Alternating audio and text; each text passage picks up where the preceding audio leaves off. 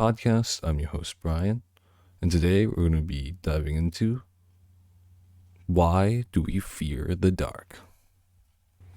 So, even before we get into this topic, we need to get into the understanding of why is it that we fear the dark. Studies have mentioned that our ancient ancestors developed the fear of the dark due to inherent dangers presented in the darkness. Not only did the darkness limit our line of sight, and since we don't have the tools that we have access to now, predators that you wouldn't normally be seeing in human society would have been a massive threat back then when we were wielding only sticks and stones. Crepuscular animals, meaning animals that are most active during the dawn and dusk. So that would be your wolves, coyotes, and cats, which kind of explains a lot because my uncle had a cat when he was living with us in the house, and every time I would go to sleep, the cat would like walk by and like sit by my doorway sometimes, and that was like, it stopped me from sleeping and made me shoo the cat away, but that explains why it did that. But like, moving on, here's one of the answers of one of the people I interviewed about why people fear the dark. Hey man, how's it going? Quick question. Do you know why people are afraid of the dark? I think people are afraid of the dark because they don't know what's in it. As he stated, people could be less scared of the darkness itself, but more scared of what's in the darkness. Sort of the fear of the unknown. It's sort of that feeling of dread that lingers over you in the moment, and any sudden movements or anything that you don't expect, suddenly kicking you into the flight or fight response. And some people, especially children, tend to freeze up in the moment from the shock, like they can't react. Which is kind of like unlike me, because if you surprise me, you better be expecting a fist going into your face at like Mach 5 speeds. Which is, unintentional, but also without any prejudice and is unbiased. Since the only thing going forward is pain. Which is probably explains why my friends or family don't surprise me. But also leading to another point. It's that fear that gets you to do things not rationally. It's why you quickly speed walk to your lit room after turning off the lights in the kitchen or in the living room without looking back and praying that you're not going down a long, dark hallway. If you do that every day, you're a real trooper. It's a reason why you could have lived, slept, played, and known all the objects pertaining to a room for all your life until when the lights are turned off, then all of a sudden that room itself feels unrecognizable and alien to you.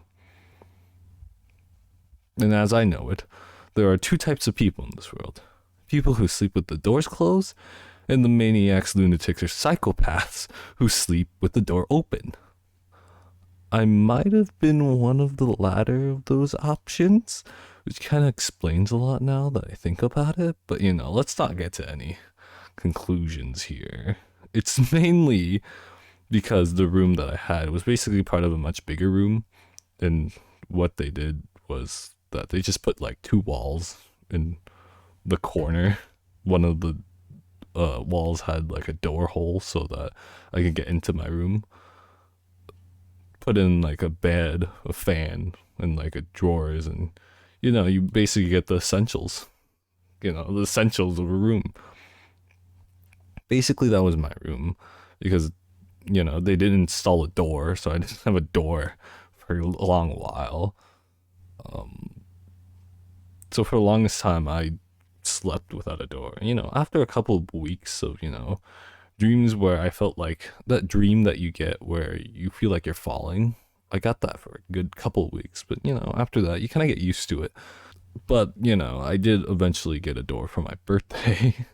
I did sleep more comfortable now that I have a door. For some reason, I don't know if it's only me, but like I can't sleep with like crickets for some reason. Like I have a fan on while I sleep because it's like white noise for me, but like crickets chirping outside my house, like the like rhythm of chirping is like too high a frequency for me to feel like soothed to fall asleep. So like I stare dead eye awake in the middle of the night, staring at my roof because like I can't fall asleep to crickets. I don't know why, but after I bought that, I bought that chemical spray to spray outside my house, the chirpings did stop. Anyway, in another interview, Hey man, quick question. What do you think people are afraid of the dark? Because they're a bunch of babies. yes, very descriptive. But there is some sort of a point to be driven forward here. There are ways to stave off our fears, especially of the dark. Unless you have this, which, how do you pronounce this? Nyctophobia. Which is basically an extreme fear of the dark, which is more intensive. So one thing that doctors do try is trying to get people to have exposure to that fear. This can be done with regular people as well, which is trying to, of course, voluntarily and of course safely, slowly expose yourself to that fear gradually so that you get more and more used to it. It's why people who go see scary movies pretty often aren't afraid of them anymore and are, instead of, being shocked and scared of the movies, there's like, oh, cool. Whenever something scary does happen and you're staring at them thinking that they're a psychopath when it does happen. What kids should do is, try and sleep with less and less of a nightlight. And I'm thinking of the classical nightlight, not the nightlights that we have now that is like shoots galaxy space shooting disco bulb that you can put in a room, because at that point that's not even a nightlight, that's just a cool looking source of light. We're not trying to put a lighthouse in your room, okay? That doesn't count as a nightlight if your entire room is lit. Try and imagine a monster that is in your doorway, a cryptid or something with, a mustache or a funny hat. If you have an inherent fear of the Monopoly guy, then, or the Pringles can, then I can't help you with that whatsoever. The most important thing is trying to get a good night's rest and doing so without lights on, because our bodies work on a thing called a circadian cycles, which is basically our body's internal clock system, which tells us when to be active and when to go to sleep. And having lights on during the night when we should be going to sleep sort of messes with that system. The absence of lights sort of tells our bodies that it's time to go to sleep, and messing with that rhythm,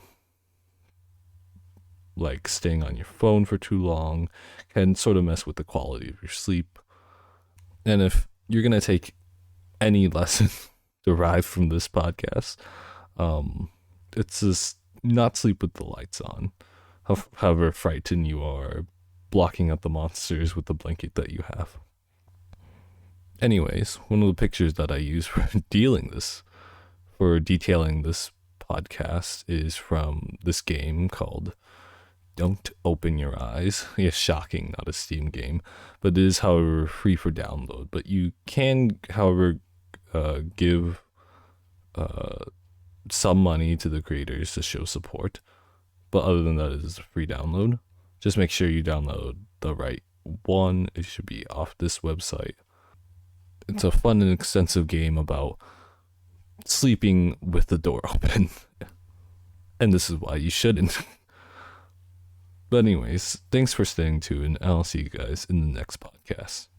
Peace.